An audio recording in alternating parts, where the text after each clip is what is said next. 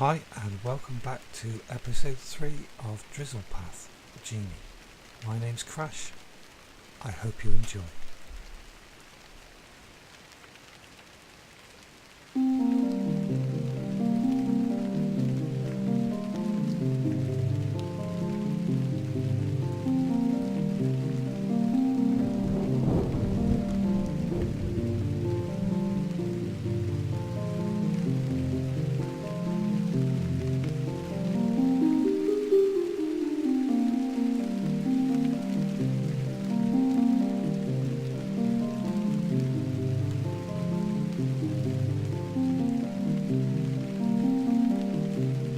Being such as we are, we make paste of angel bone, broken idol quite fallen, uncrowned of laurels, sprinkled as bone meal in the furrows of the world, a sign waiting to be found, unsearched for.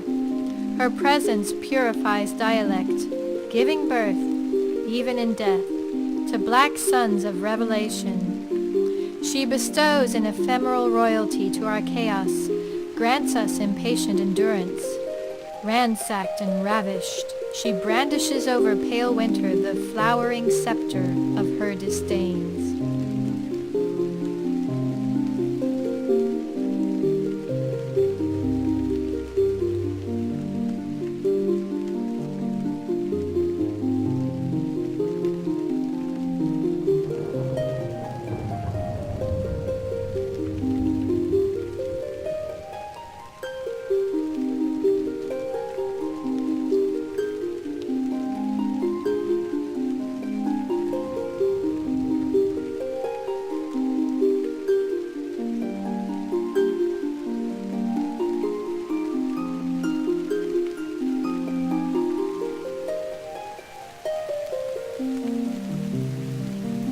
The path goes on and on and on.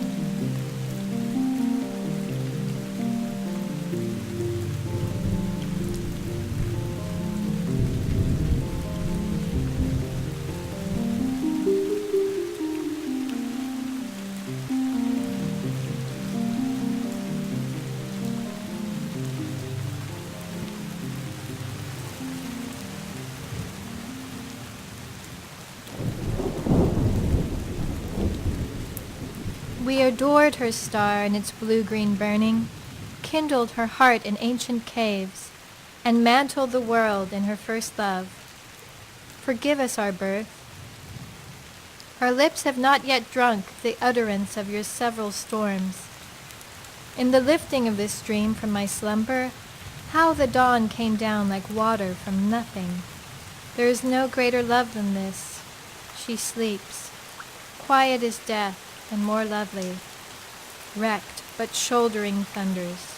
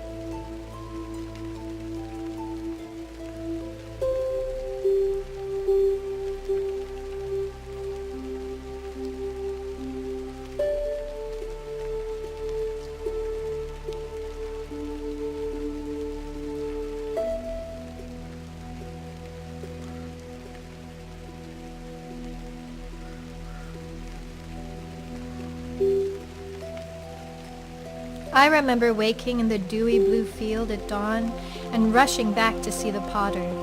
I knew that Mother and Father would be worried and looking for me, but I had to have some answers about this stream. The potter was still writing at his desk, candles burnt down to stumps.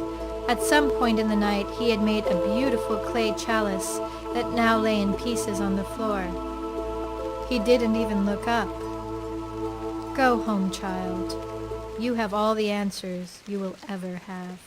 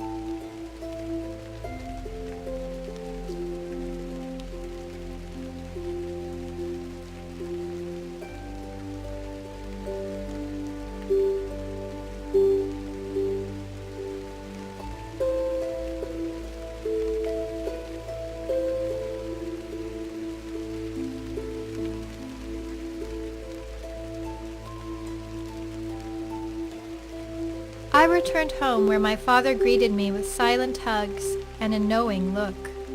He is a weaver, not only of fibers, but of words.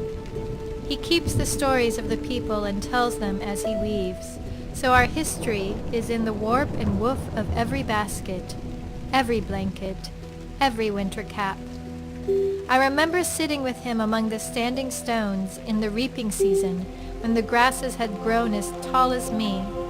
His voice was in tune with the dry seed pods scraping along rock as they swayed in the breeze. He pinched off the stalks of 3 and began to braid them together as he spoke.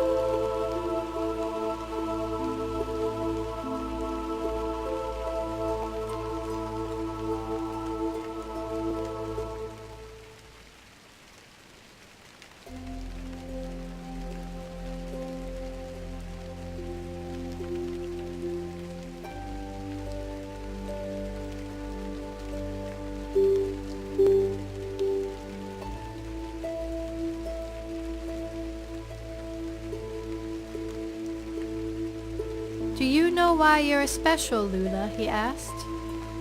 "Because I am the youngest, I guessed," he laughed. "And so shall you always be." It looked like he was making a bracelet with the grass braid. "But there is something else that makes you rare among our people. I am a weaver, this you know. Some are hunters, others are foragers, some are builders, while others are collectors. Just as your mother was a walker, born with a fierce curiosity to explore beyond the next horizon.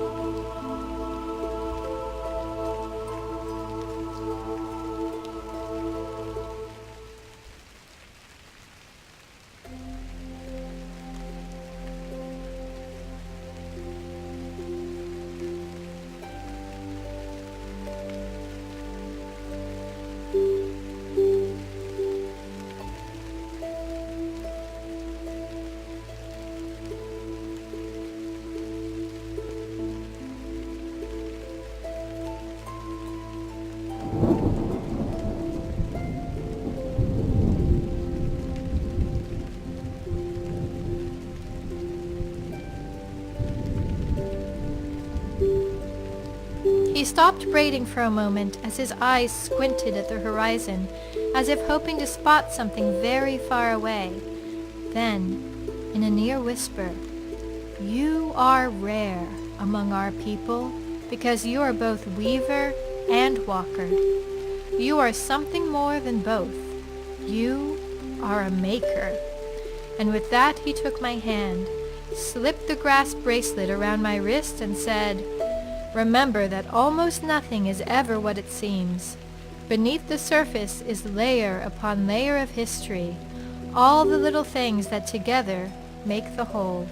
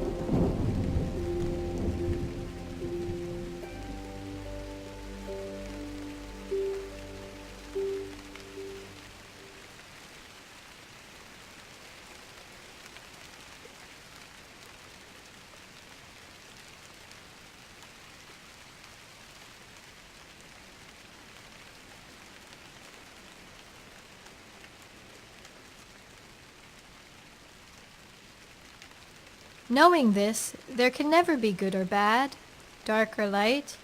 Things only seem this way because we don't know the whole story.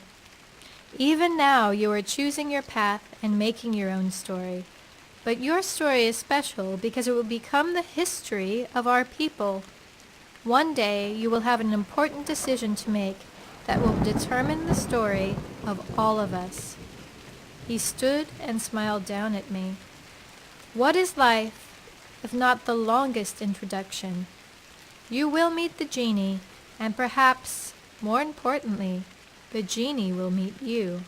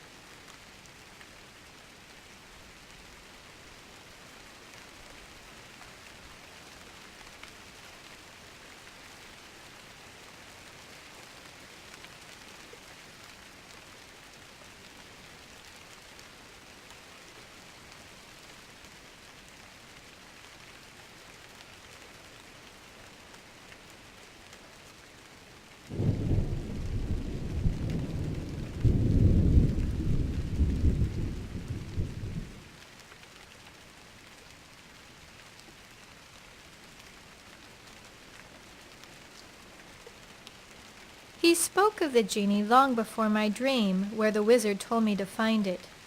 How could my father have known? Perhaps that is where my mother went, away to find the genie. She never wanted to be a walker, and thought she should have been a weaver. She seemed sad all the time, until, one day, she simply walked away. Perhaps she came this way. If she found the genie, what did she find?